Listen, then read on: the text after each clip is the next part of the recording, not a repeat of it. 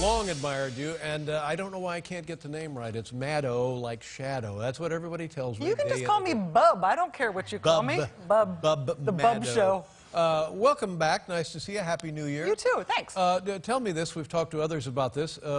Chris Christie and the bridge closing. Big deal? Not a big deal? I maintain by Labor Day it'll all go away. Now, I was just told that there are federal subpoenas in some Hoboken case that he's involved in, withholding Sandy relief funds, on and on. What's happening? The FBI is interviewing people in conjunction with the Hoboken allegations. The mayor of Hoboken says that the Christie administration told her, if you don't okay this private development deal in your town, Hoboken might not get the Sandy relief funds that you otherwise think you're going to get. So there's been FBI interviews about that. There's been subpoenas today from the U.S. Attorney's Office of the Chris Christie re-election campaign, the state Republican Party. They say there's a bunch more, too, that we haven't named yet, that are about closing those lanes on that bridge. Mm-hmm. So that's a federal prosecutor looking into potential criminal. Now, let me ask you this. Is there any difference between the Hoboken situation and the Sandy relief funds and the George Washington Bridge? To me, the George Washington Bridge is just horseplay.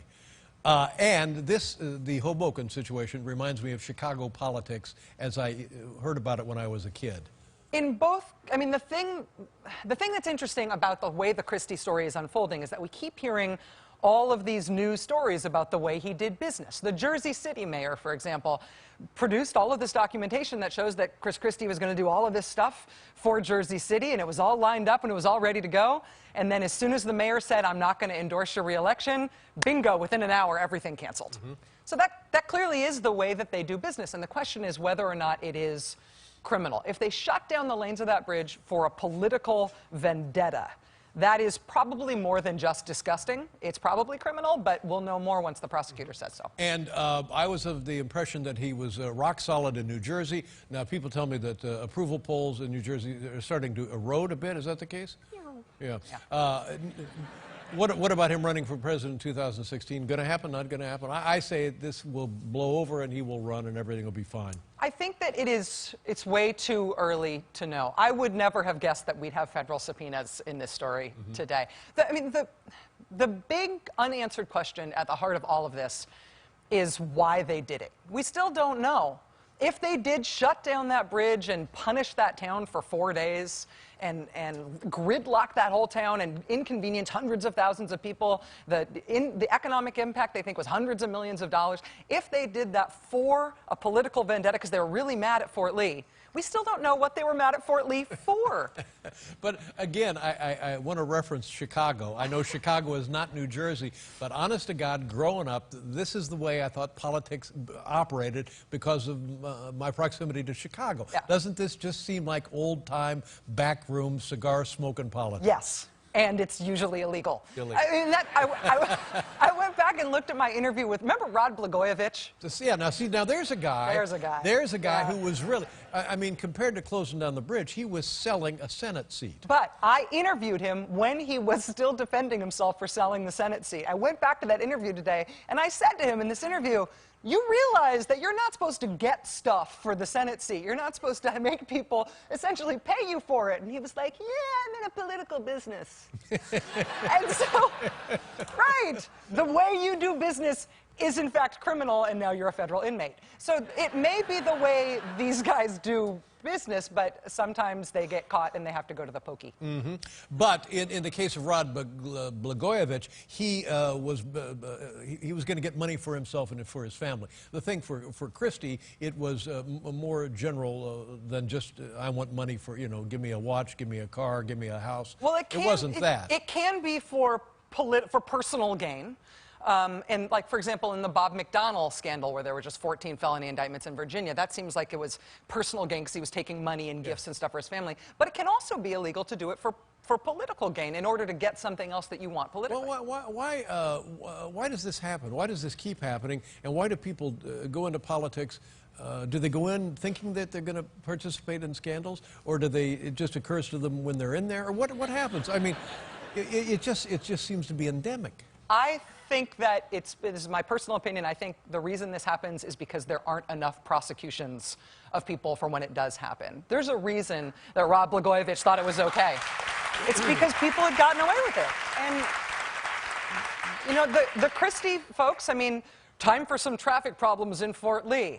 Got it. Is it wrong that I'm smiling? No, those are the children of Democratic voters who can't get to the first day of school. I mean, they put this stuff Well, that's in awful. writing. That was awful. It's terrible. And they obviously thought that this was both the way you do politics and What was that they were safe the doing it. woman's name? Bridget Ann Kelly. Bridget Ann Kelly. And as I mentioned to someone else on the program, right out of the box, he tossed her under the bus and called her a liar. Yeah. Bang, zoom, Bridget Ann Kelly, liar. Well, there you go. There's the rest of her life. What became of her? What is she going to do? Any recourse? Will we ever hear from her again? Has anyone found her? Very interesting detail. She just changed lawyers. Which might mean nothing, but the lawyer that she had before was seen as really being sort of on the Christie side of New Jersey politics, and now she's got a new lawyer who's not on that side. Yeah. So if my boss not only fired me, blamed the whole thing on me, called me stupid, and tried to make the whole thing seem like it was my fault, and it wasn't my fault, I would probably testify against my boss, right. and I'd probably get a lawyer who'd coach me how to do that. Yeah. But if you're Governor Christie and you hold that press conference and within 90 seconds of taking the microphone, you blame her for everything that happened, full well knowing maybe that's not exactly the way it happened, that's a pretty big risk. Yes. Ding, ding, ding, ding, ding. That's why this story is, like, people keep wanting to assume the story's over and jump to whether or not Christie's going to run for president. No, no, no. We don't even know what this story is yet, and blaming it on your deputy chief of staff and calling her stupid and saying it's a day, it's over, it doesn't work that way. So we'll see. The subpoenas will help get a lot of this information out. All right, I'll tell you what, we have other things to chat about when we come back with the lovely Rachel Maddow.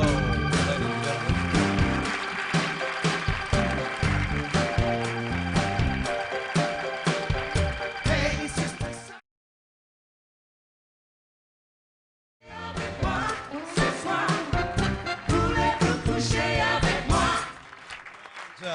Happened to be watching MSNBC. Look what happened today on MSNBC, and I'm only showing this because it's never happened in the history of, I know, television anywhere. I don't know if you knew about it. I don't know if it was planned. It's on my network? Yeah, on your network. Take a look. This was, I don't know. Why more states haven't simply adopted. Look at this. Freeze it right there. That's good. Freeze it. Thank you. They're all wearing yellow ties. That's never happened. That's, you know, I wouldn't have even, yeah. I mean, it's not like yellow ties are that common. Who is the guy in the middle? Do you know the man in the middle? No, he's very handsome. If he had been in a blue shirt, if that guy had worn a blue shirt, I mean, then we could all take the day off. You ever worry that's like a signal to somebody? When you see the 3 yellow ties on the Peacock Network, the wet bird will fly. It's time to go. Operative has just gone into motion. Speaking of concerns along those lines, what do you know about the Sochi, am I saying that properly, Sochi Olympics? What do you know about that? What do you know about possible threats that the Ring of Steel has been penetrated? Vladimir Putin has really got quite a lot at stake here. This show better go off untarnished. Every time the Olympics happens in modern times, and even in not so modern times, people worry about the threat of terrorism just because it's such a high-profile thing. That's no different in Sochi. The only Russian inflection here is that they do have a rather sort of ripe insurgency going on right now with sort of Chechen militants and militants in Dagestan and all these groups that are vowing to attack. So that may just be them, those militant groups, trying to become more famous in terms of their cause against Russia. Or it may be a real threat. What's interesting is that the U.S. and Russia disagree about so much. They're totally working together on the security challenges.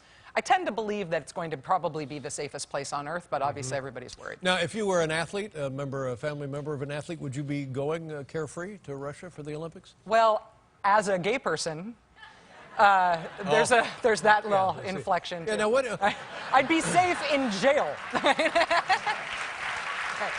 Yeah.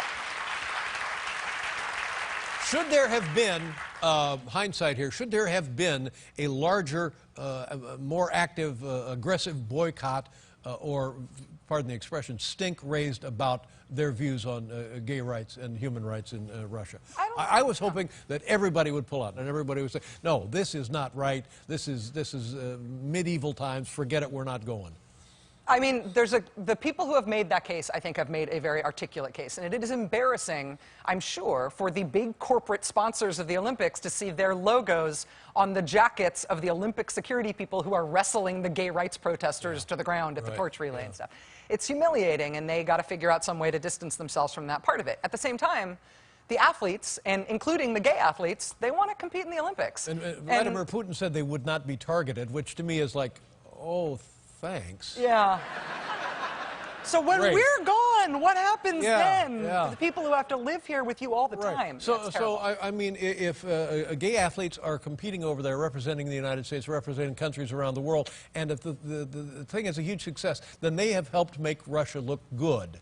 Unless they make Russia look really bad. I mean, being openly gay in Russia is itself an act of bravery right now. And athletes are coming from all over the world right now to Russia and have the opportunity to do that. And I don't expect, Mexico City-style protests, but simply being open about your sexual orientation is a one-finger salute to Vladimir Putin. And I think a lot of people who might have otherwise not brought it up are going to be bringing it up.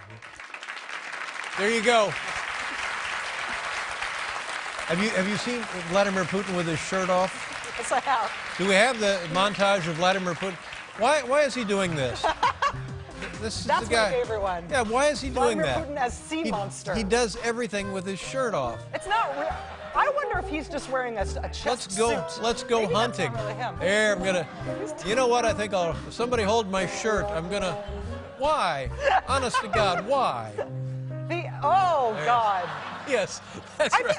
American politicians should do more of that. It takes Think about the one's breath presidential away, doesn't it? primaries. Hey, now listen, your show is on weeknights at MSNBC. God bless you. Good Thanks, to see you Dave. again. Thank you. It's Thank you Rachel very Maddow, like Shadow. You know what I'm talking about?